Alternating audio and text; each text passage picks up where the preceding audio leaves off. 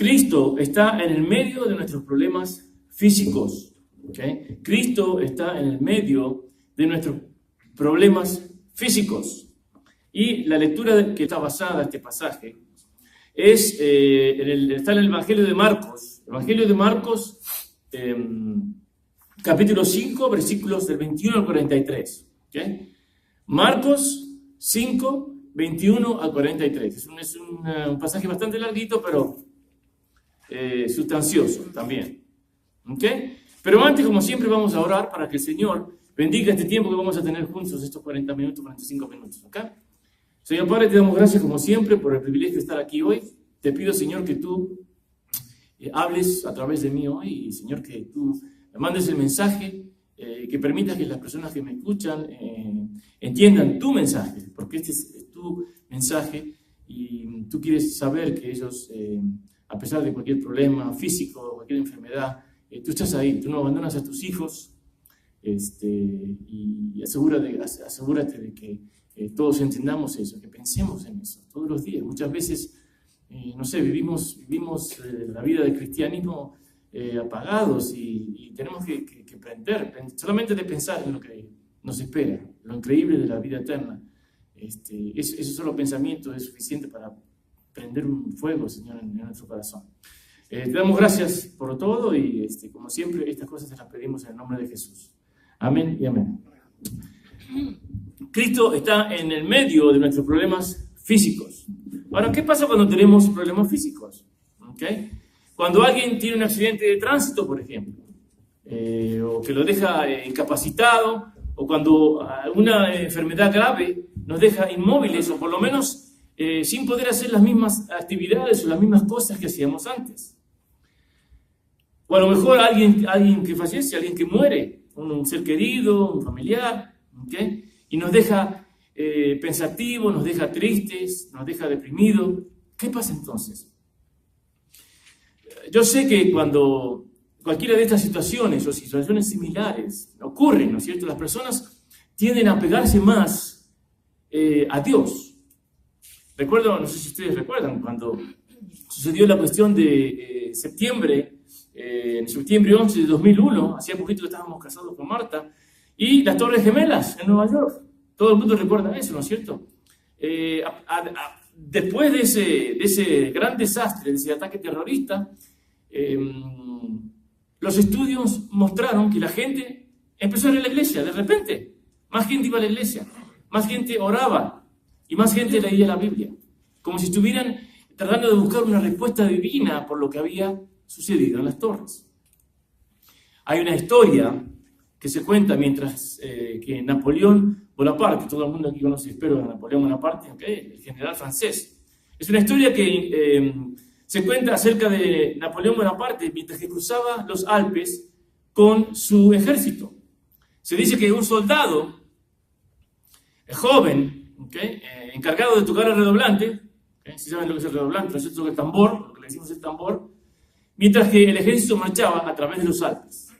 De repente, este joven tamborista se resbala y se cae al fondo de un barranco. Al caer se lastima, era un barranco bastante profundo, así que al caer se lastima gravemente. ¿Okay?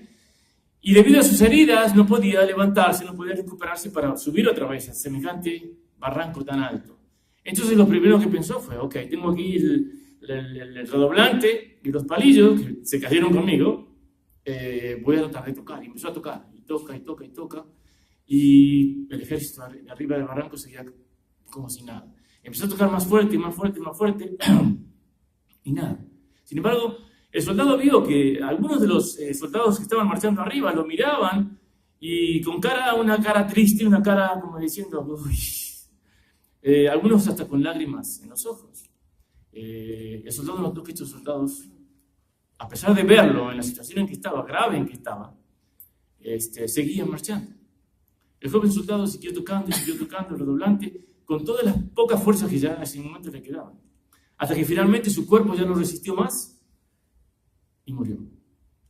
Los soldados desde arriba en el camino seguían marchando, pero nadie tomó la iniciativa de ayudar a este joven soldado que ahora ya había fallecido. ¿Por qué sucedió esto?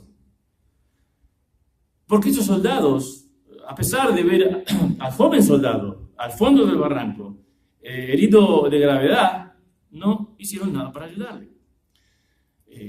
Lo que no sabían ustedes, y ni sabía yo tampoco, es que el general Napoleón, Napoleón Bonaparte, no permitía que ningún soldado rompiera línea cuando se iba a la batalla. Aquel que era acusado o era visto rompiendo línea en el ejército, ¿cómo se dice? Lo mataban. O lo fusilaban, o no sé si tenían fusiles en ese momento, pero de todas maneras, aquel que el castigo era final y severo. ¿Okay? Por eso que nadie de los soldados, a pesar de, estoy seguro, haber visto al joven soldado al fondo del barranco muriendo, nadie se atrevió a ayudarlo.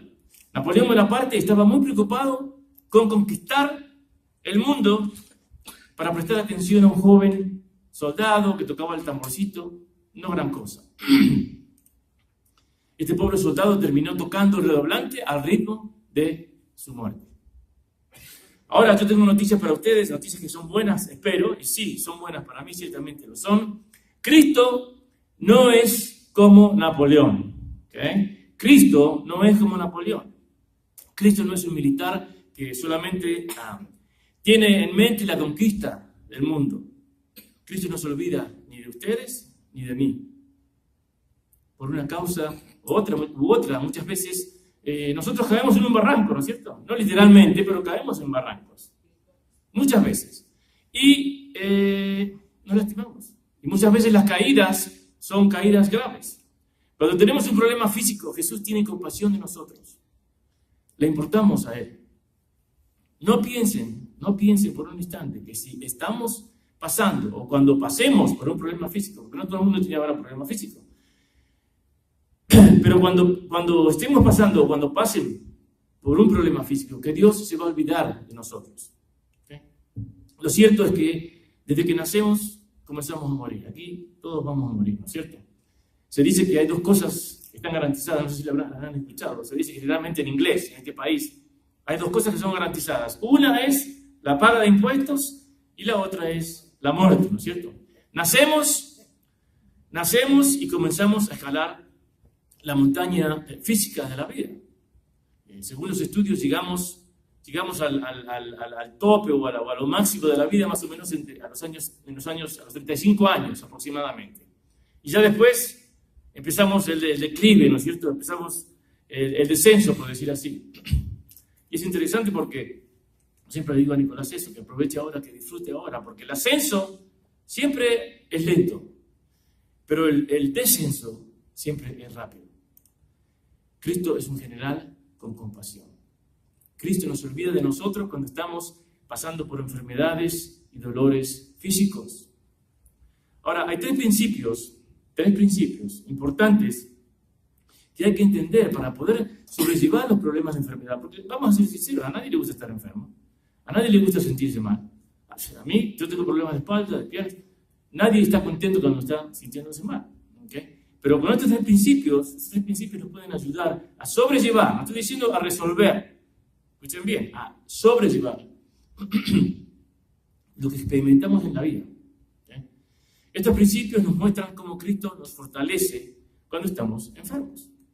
Si no lo han buscado ahí, por favor, busquen en sus Biblias, en el Evangelio de Marcos, capítulo 5, y voy a leerles una historia que comienza en el 21.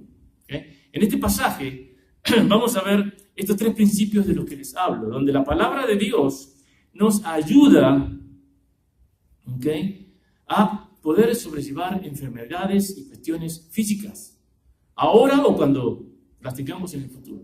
¿Okay? Algo que es necesario que sepamos, escuchen bien por favor, algo que es necesario que sepamos, y que si ya no lo saben, a veces la gente lo sabe, pero lo ignora, es que los problemas físicos muchas veces provienen del problema espiritual. ¿Okay? Comenzando con Adán, desde el principio, comenzando con Adán, que fue el que causó que los problemas físicos fueran un derivado del problema espiritual. Adán no hizo caso. La desobediencia de Adán a Dios fue lo que causó el problema físico de Adán. ¿A qué me refiero con eso? Ya Adán estaba separado de Dios, e iba a morir eventualmente físicamente. Adán duró mucho, creo que 130 años, mucho tiempo, pero eventualmente murió físicamente. Es importante entonces reconocer que los problemas físicos derivan del problema espiritual. Los psicólogos dicen que para poder resolver un problema personal, ¿cuántas veces habré dicho esto? Para poder resolver un problema personal, la persona tiene que estar consciente de que el problema está ahí y de que la persona tiene ese problema, ¿no es cierto?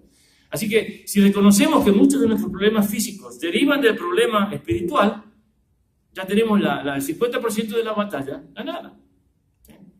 También tenemos que recordar quién es el único que puede resolver y someter el área o las áreas que necesitan ser sometidas espiritualmente hablando.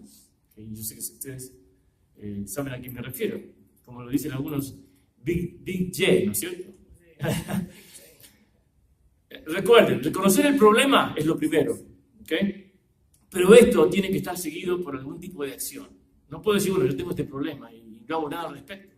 Reconocer el problema es el paso número 1, pero el paso número 2 debe ser tomar cartas en el asunto y hacer algo al respecto. En el pasaje que voy a leer, Marcos 5, del 21 al 43, Cristo se encuentra con dos personas que están físicamente enfermas. Déjenme comenzar a leer desde el 21. Dice lo siguiente: pasando otra vez Jesús en una barca a la orilla, se reunió alrededor de él una gran multitud, y él estaba junto al mar. Y vino uno de los príncipes de la sinagoga, llamado Jairo, y luego que le vio, se postró a sus pies y le rogaba mucho, diciendo: mi hija está agonizando, ven y pon las manos sobre ella para que sea salva y vivirá.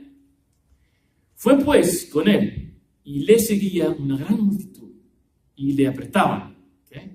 Pero una mujer que desde hacía 12 años padecía de flujo de sangre, y había sufrido mucho de muchos médicos, y gastado todo lo que tenía, y nada había aprovechado. Antes le iba peor. Cuando oyó hablar de Jesús, vino por detrás entre la multitud y tocó su manto. Porque decía: si tocare tan solamente su manto, seré salva. No quiero que sepan aquí que estamos refiriéndonos, porque muchas veces la gente piensa, salvación. No estoy hablando de salvación eterna, ni tampoco habla el contexto de salvación eterna, sino de salvación del flujo, de sangre. Dice el 29, y enseguida, el 28, porque decía: si tocara tan solamente su manto, será salvo. Y enseguida